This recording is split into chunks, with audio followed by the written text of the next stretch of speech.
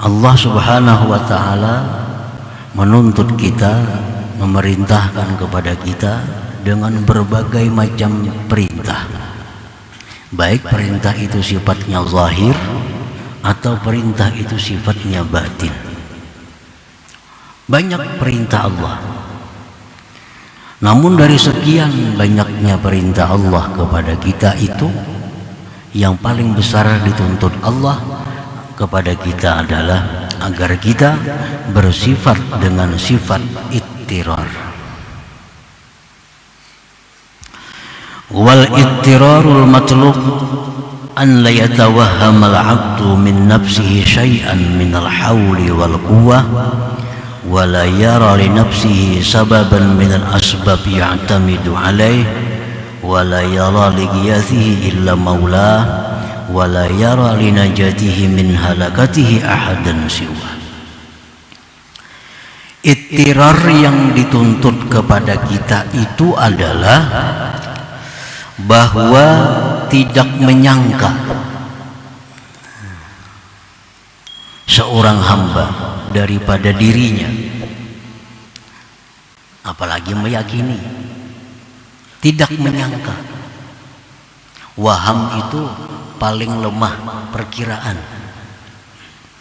paling lemah sangkaan itu waham. Kalau lebih kuat lagi zan. Zan itu sangkaan yang sudah kuat. Di atas zan lagi ada yakin.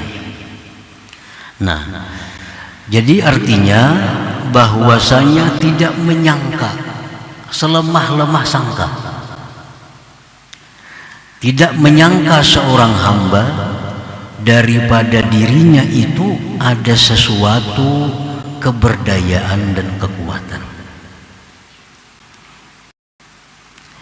Dan dia tidak melihat dirinya itu ada sebab yang dia bisa berpegang atas sebab itu.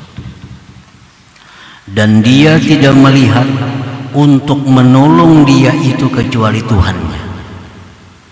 Dan dia tidak melihat bagi keselamatannya dari kebinasaannya akan seseorang selain Allah Subhanahu wa ta'ala. Nah, itu artinya ittirar. Ini yang sangat dituntut Allah kepada kita. Dari sekian banyak perintah, dari sekian banyak tuntutan Tuhan kepada kita, inilah tuntutan yang besar. Jangan sampai kita ada merasa sedikit juga pun bahwa kita ini punya daya dan upaya. Sedikit pun kita jangan ada merasa bahwa kita ada mempunyai sesuatu yang bisa kita pegang, yang bisa kita jadikan sandaran. Jangan ada kita merasa sedikit juga pun ada orang yang bisa menyelamatkan kita selain Allah Subhanahu wa ta'ala. Nah, ini artinya ittirar. Orang sembahyang berarti dia melaksanakan tuntutan Allah yang zahir. Kalau orang yang sembahyang ini tapi di hatinya ada rasa, dalam hatinya ada rasa bahwa dia punya daya upaya, sembahyangnya sia-sia. Sembahyangnya sia-sia. Orang naik haji, orang berumrah, orang puasa, orang bayar zakat, ini orang yang melaksanakan tuntutan Tuhan. Tapi kalau orang ini dalam hatinya ada sedikit punya rasa bahwa dia ada punya daya upaya, maka semua ibadah itu menjadi sia-sia. Jadi tuntutan Allah yang paling besar kepada kita adalah bahwa jangan sampai ada dalam hati kita ini sesuatu pengakuan bahwa kita mempunyai kekuatan dan kemampuan. Jangan ada sedikit pun dalam hati kita orang yang bisa menyelamatkan kita selain Allah. Jangan ada dalam hati kita pengakuan bahwa ada selain Allah yang kita bisa bersandar dengannya. Nah, para muhibbin rahimakumullah, itu yang dimaksud dengan al-ittirar tadi, artinya itu. Al-abdul muttar wal abdul hakiki. Seorang hamba yang bersifat dengan ittirar. Ittirar ya yang tadi, yang tidak ada merasa daya, tidak ada merasa punya daya upaya, yang tidak ada merasa punya kekuatan sedikit pun. Nah, seorang hamba yang bersifat dengan sifat ittirar itu, itulah hamba Allah yang sebenarnya, itulah hamba yang hakiki. Alladzi idza da'a Allah ajabah wa idza sa'alahu a'tah. Yang bila mana dia itu berdoa kepada Allah, Allah ijabah doa. Bila dia minta kepada Allah, Allah beri permintaannya. Nah, itulah seorang hamba hakiki, hamba yang sebenar-benar hamba Allah Subhanahu wa ta'ala. Nah, para muhibbin rahimakumullah, qala Allah ta'ala amma yujibul muttarra idza da'ah. Nah, Allah yang mengijabah akan orang yang muttar, orang yang bersifat ittirar itu apabila dia berdoa kepada Allah Subhanahu wa ta'ala. Fa'alaika ayyuhal 'abdu idza aradta an tatluba min maulaka syai'an jalban aw daf'a fa'alaika bil ittirar. Apabila engkau wahai hamba ingin minta sesuatu kepada Tuhan engkau, baik permintaan itu berupa manfaat atau keselamatan daripada bala dan bencana, mintalah kepada Allah dalam keadaan bersifat ittirar itu. Nah, para muhibbin rahimakumullah, jadi artinya kalau kita berdoa lawan Tuhan, minta lawan Allah, tapi dalam hati kita ini masih ada rasa bisa. Dalam hati kita masih ada rasa daya upaya. Nah, ini doa kita ini ditolak oleh Allah. Karena Allah yujibul muttar. Allah itu memperkenankan, mengabulkan doa orang yang muttar, orang yang tidak ada punya apa-apa lagi yang diharapkannya selain Allah Subhanahu wa ta'ala.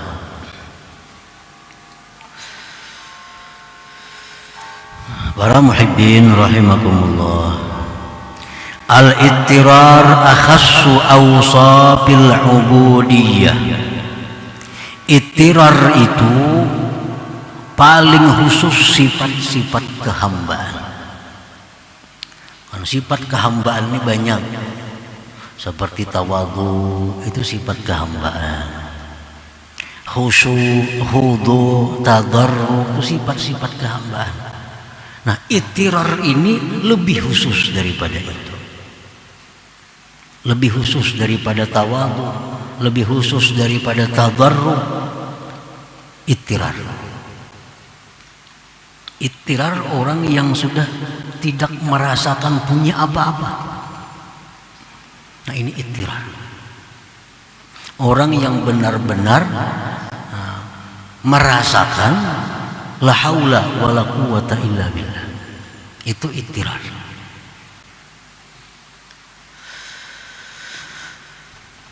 Al-abdul muttar la yubali wa la yahzan ayyuqala lahu dha'ib zalil fakirun jahil mukhti li'annaha sifatuhul asliyatu zatiyah. Seorang hamba yang bersifat dengan sifat ittirar, dia tidak peduli, dia tidak bersedih hati dikatakan orang dia lemah. Dia tidak peduli, tidak sedih dikatakan orang bahwa dia itu hina.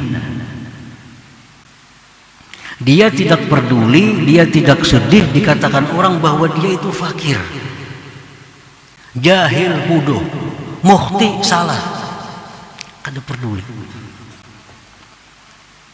Kenapa orang yang bersifat ittirar ini tidak peduli, tidak sedih dikatakan orang yang demikian itu? Li'annaha sifatuhul asliyatu zatiyah, karena itu semua merupakan sifat dirinya yang sebenarnya. Sifat diri yang sebenarnya.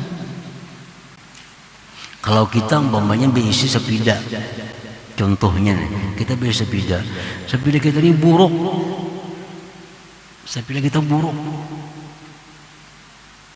Ada nang madahkan nang kita. Sepeda ikam tuh buruk lah. Nah, sariklah kita.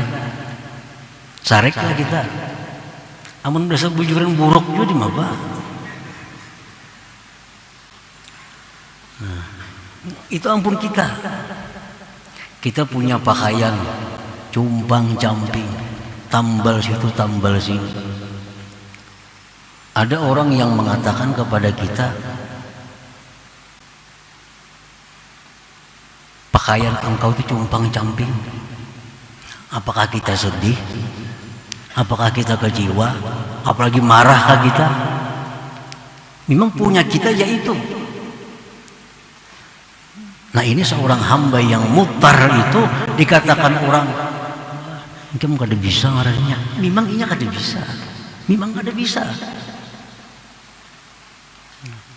Ikam salah, memang inya selalu salah. Itu sifat dirinya yang asli memang demikian. La yubali wa la yahzan ayyu qala law dha'if dzalil fakir jahil muhti. Ini sudah mengatakan bahwa dirinya tidak ada punya sesuatu yang bisa dibanggakan, punya sesuatu yang bisa diandalkan. Itu sudah keyakinan dirinya seperti itu.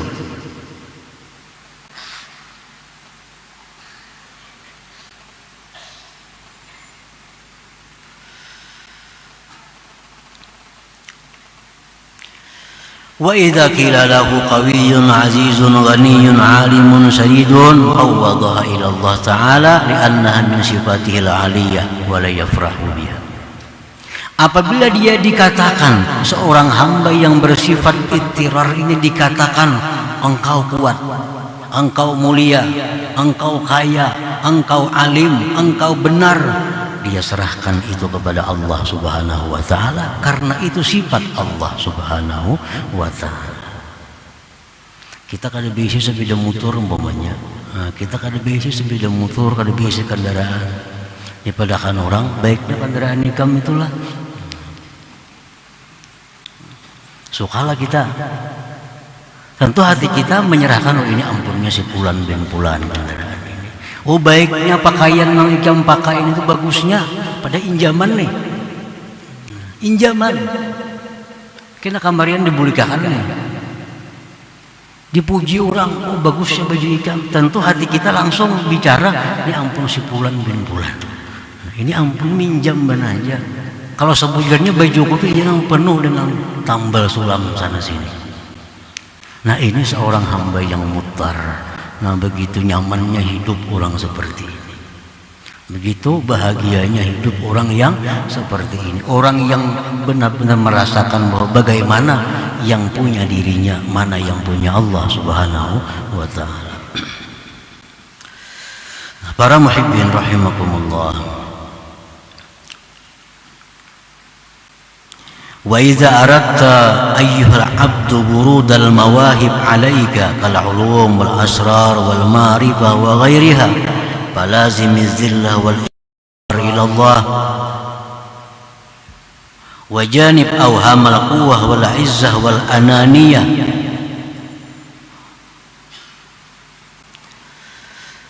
Apabila engkau wahai seorang hamba menghendaki datangnya mawahib dari Allah kepada engkau.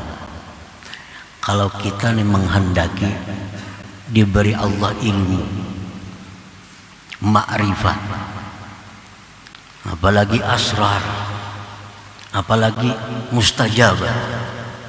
Kalau kita hendak mendapatkan itu semua dari Allah, maka janganlah engkau berpisah dengan sifat diri engkau yang sebenarnya, yaitu kehinaan dan keberhajatan kepada Allah Subhanahu wa Ta'ala. Jangan dipisahi sifat itu, karena itulah yang punya kita. Dan jauhilah sangka-sangka kuat. Sangka kuat. Jauhilah sangka bahwa kita ini kuat. Aku ini kuat, hilangkan sangka seperti itu. Jauhkan sangkaan aku mulia. wal ananiyah, dan aku yang lainnya.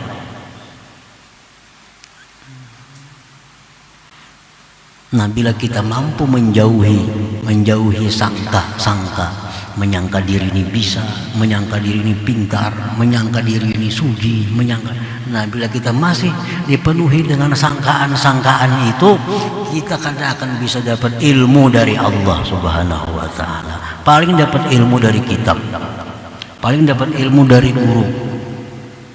Tapi kada bisa dapat ilmu yang langsung dari Allah Subhanahu wa taala, yang itu merupakan dasar untuk ma'rifat kepada Allah Subhanahu wa taala.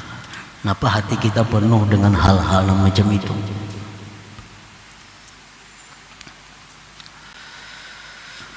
Qala Allah Ta'ala wa laqad nasarakumullahu bi Badrin wa antum adillah. Allah berfirman, Allah menolong kalian pada waktu perang Badar karena kamu pada waktu itu merasa hina.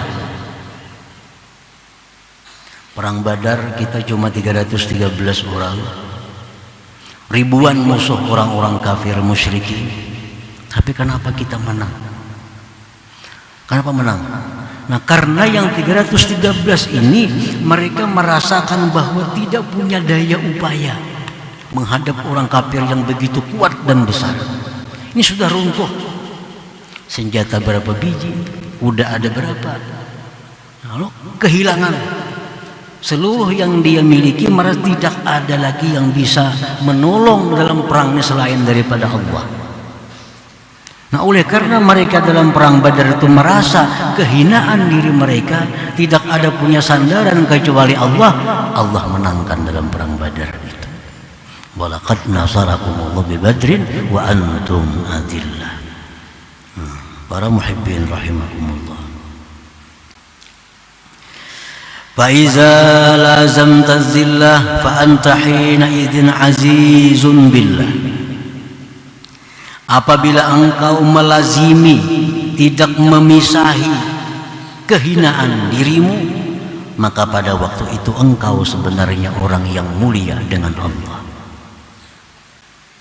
Di saat kita merasa bahwa diri kita ini hina, di saat kita merasa diri kita ini hina, nah, pada saat itu kita sebenarnya orang yang mulia dengan Allah Subhanahu wa taala. Wa iza lazamtal iftiqara ila Allah fa anta hina idzin ghaniyyun billah. Bila mana engkau melazimi sifat keberhajatan engkau kepada Allah, maka pada waktu itu sebenarnya engkau orang yang kaya dengan Allah Subhanahu wa taala. Nah, kita merasa bahwa kita ini membutuhkan Allah. Kita merasa bahwa kita sangat perlu kepada Allah. Kita sangat berhajat kepada Allah.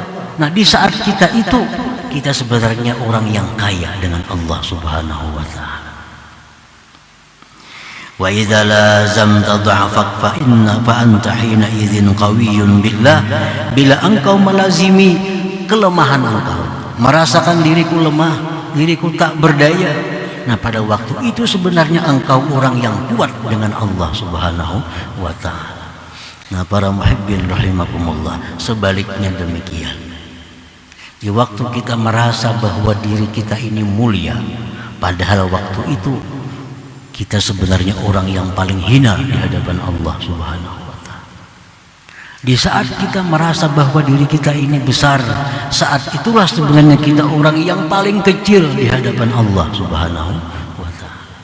Di saat kita merasa diri kita ini kaya, nah pada saat itu sebenarnya kita orang yang paling fakir di hadapan Allah Subhanahu wa taala.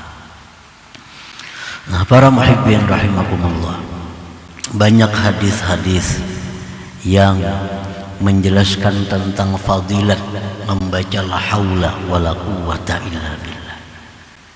Banyak hadis. Ada yang mengatakan siapa yang membaca la haula wala quwwata illa billah, baca 100 kali sehari, dia akan terhindar dari segala macam bala bencana, setidak-tidaknya kefakiran. Hanya membaca aja. Hanya membaca, Ujar Nabi, siapa yang membaca la haula wala quwwata illa billah, tidak ada daya upaya melainkan dengan Allah, hanya dibacanya, itu sudah mendatangkan keuntungan. Dia terhindar dari berbagai macam hal-hal yang tidak diinginkannya. Apalagi dia merasakan, la haula wala quwwata illa billah itu. Makanya kalau kita sudah merasa bahwa kita ini sebenarnya la haula wala quwwata illa billah, maka segala kemuliaan, segala kesuksesan, segala macam keberuntungan diberikan Allah kepada kita. Karena orang yang merasakan la haula wala quwwata illa billah itu laksana gelas yang kosong. Nah, gelas kosong itulah yang siap untuk diisi dengan ilmu, dengan rahasia, dengan ma'rifat dari Allah Subhanahu wa ta'ala. Ini gelas kosong.